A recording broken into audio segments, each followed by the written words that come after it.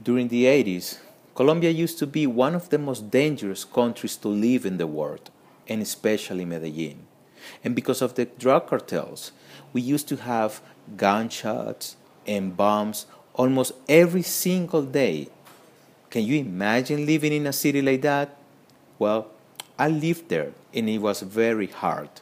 But 20 years later, we are living in a new Colombia. Hi, I'm Diego. I'm 43 years old and I own a tourist company, and most of my customers, they're internationally.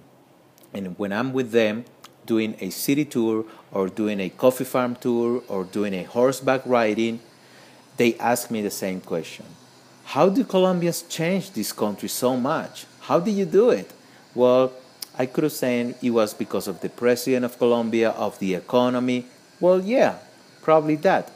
But mainly because we as a Colombians, we let the Lord get into our homes, into our business, schools, but mainly into our hearts. Today, I want to tell you a story about a Canadian team that Theo and Janet make part of this Canadian team. I remember the day when they came here. That was about 3 years ago.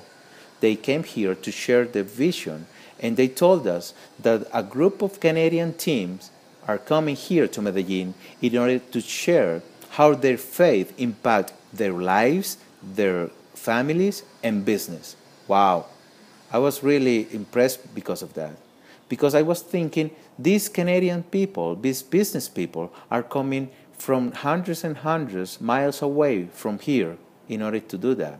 So I was thinking to myself, I live here, I speak Spanish, I attended to church, and I know a lot of people.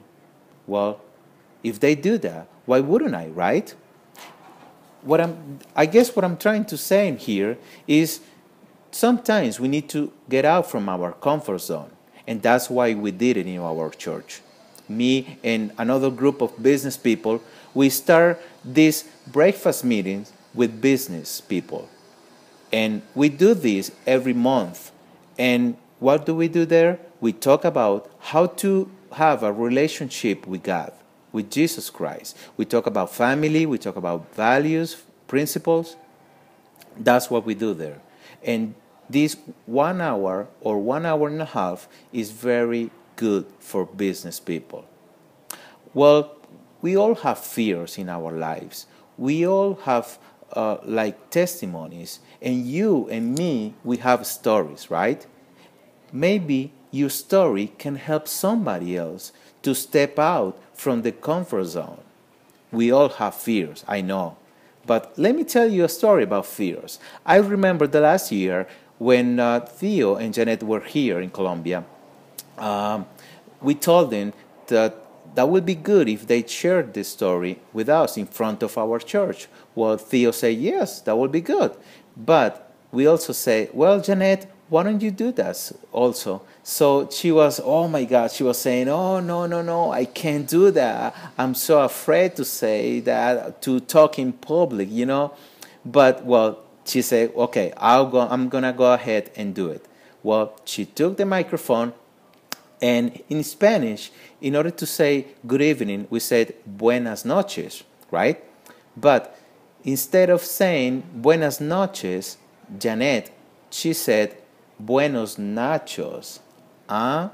Well, I know, you're probably laughing, but it was good. It was good. Well, she said her testimony, Theo said their testimony. It was really good. They really impact many lives, but at the end, it was very good. It was for the glory of God. Well, what I'm trying to say here is that you and I have fears, right? But she believed in God, that God was going to talk through her, and she did it. Well, why don't you do it again? Why don't you do it? Why don't you try to say your story with somebody else? Well, you can try doing that, coming here to Medellin and telling your story to many Colombians here, to come here to Medellin and share your story with so many people. Well, maybe I'll see you next time here in November while I'm going to drink a cup of coffee here. Colombian coffee, okay? So I hope to see you here in November, and then we can talk more about your story. Okay? So God bless you, and I'll see you soon. Okay? Bye-bye.